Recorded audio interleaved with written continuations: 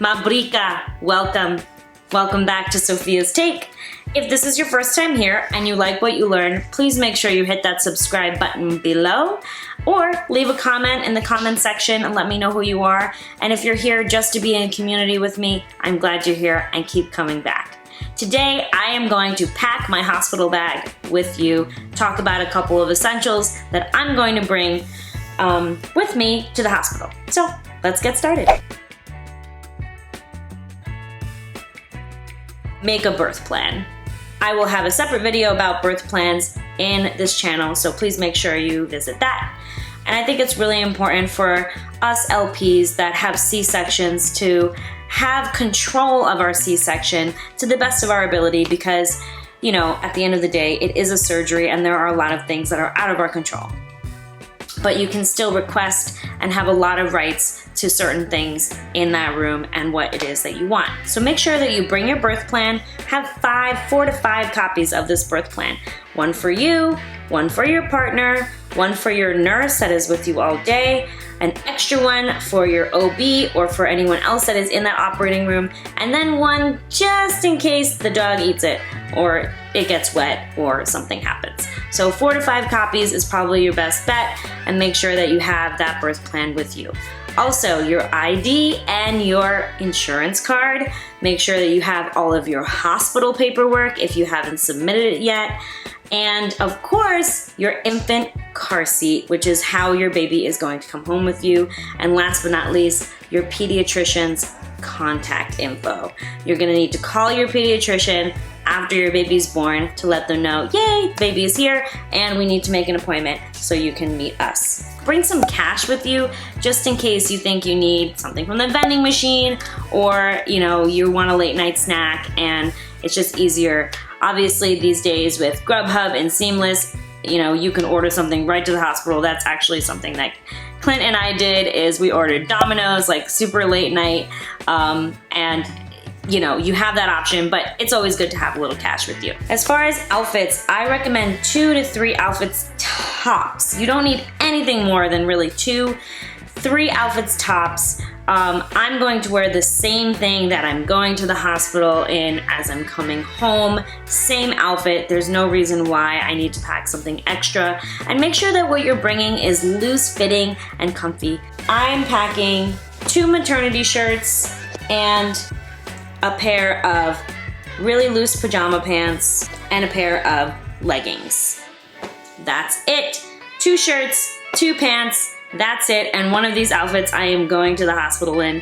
You know, after your surgery, you're gonna have a hospital gown on. If you have a custom-made hospital gown for yourself, make sure that you pack that too. But if you don't, obviously the hospital will give you a hospital gown, and you can wear that for the majority of your stay if you want. And for your baby, all you have to bring is one outfit. It's the outfit that they're gonna go home in. You don't need to bring anything else. If you want to dress your baby every day while you're at the hospital, then by all means, that's fine, but that's just extra stuff in your bag that you really don't need. The hospital will provide onesies, diapers, wipes, anything that your baby needs, the hospital will have. So I'm bringing one outfit for my baby. It is the outfit that she's gonna come home in. Oh, it's so cute. She's gonna be so cute. Oh my gosh. Other essentials that you're gonna need are some flip-flops, because you will be able to take a shower. I like to wear flip-flops in the shower, and the slippers and the shoes that they give you at the hospital typically don't fit.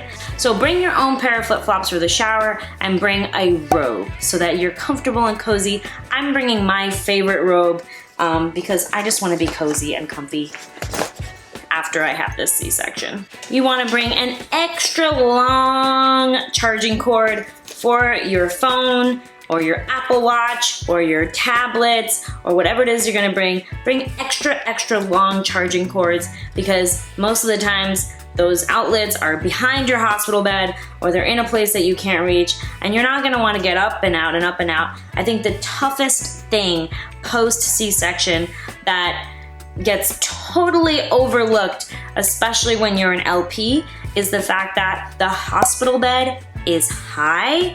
You should have a step stool with you, but getting in and out of that hospital bed after your C-section is going to be really, really difficult, especially the first 2 to 3 days after your C-section. So make sure you bring an extra long cord so that you don't have to reach.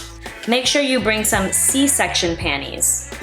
So I'm gonna bring about 3 to 4 C-section panties. I'm probably not gonna use all of these because the hospital will give you disposable panties, but if you wanted to bring your own, you can. C-section panties are basically, you know, really, really big panties that go over your scar. You wanna make sure that you have something that doesn't intrude on your scar or digs in, there's no seams. So I really love these. I'm going to put a link to them in the description section below. Make sure you bring a belly binder. The hospital should provide a belly binder for you, but sometimes they don't, so make sure that you know that. But definitely bring a belly binder. I know that post C-section, having my belly binded made me feel so much better than without my belly binded, because otherwise you just feel like you're hanging everywhere and there's it kind of hurts and it's really sensitive. So make sure you bring a belly binder. And then your toiletries, which are basically your shampoo, your conditioner, your soap if you want it, or a loofah, and any toothpaste, toothbrush, and face wash that you have. I have my toiletry bag all ready to go. This is the one that I travel with all the time. In that toiletry bag, you should also have lip balm, extra hair ties, and however you feel like you're gonna wanna do your hair. You might just wanna have it up in a ponytail, and that's totally fine. I'm gonna bring a headband, because maybe I wanna look a little cute for her picture after she's born, and a refillable water bottle. You're gonna have plenty of water. They're gonna give you water as much as you want.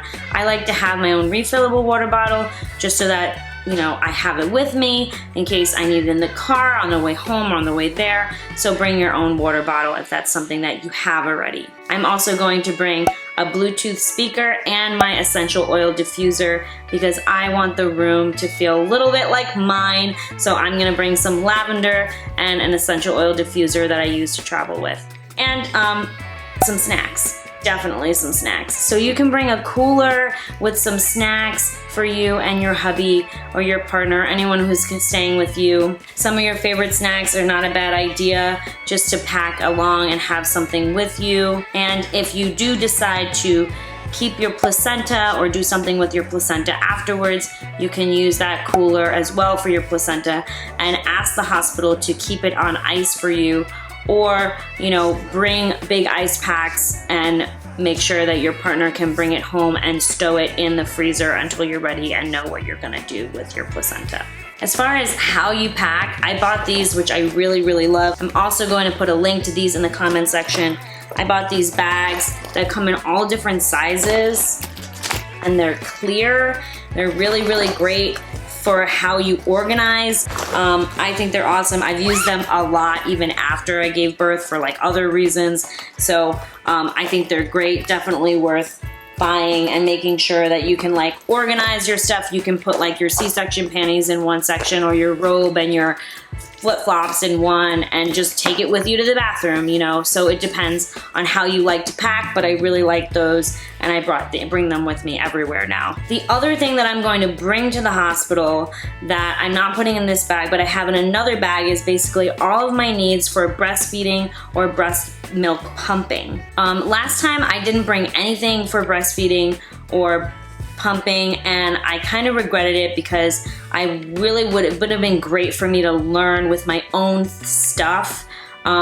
You don't need to bring any of this stuff. The hospital should have everything for you, but if you want to, you can. So in a separate bag, I have my pillow that I will breastfeed with. This is the My Breast Friend pillow. I will put a link to it in the description section. It actually clips to you. It's a really friendly, LP friendly pillow that basically will sit right here under your bust so that you can lay the baby on it and get a good position or figure out how you're going to feed your baby. Even if you decide to use bottles, honestly, it's really, really helpful because you will have less pressure on your arms and it's just everything's kind of safe right there. I like the boppy pillow that most people use, but I really actually like this one better. In addition to my pillow, I'm also going to bring my pump. I have my pump in my bag already. I've sterilized everything. all of the accessories that are needed, the tubes, the filters, my bra, the things that go over my nipples. Everything is in here and sterilized and ready to go. In addition to all of that, I do have nipple butter. I'm gonna put a link to this in the description section as well. So make sure you have some nipple butter, some nipple pads, and I also bought these really great sanitary pads that are good for your pump stuff.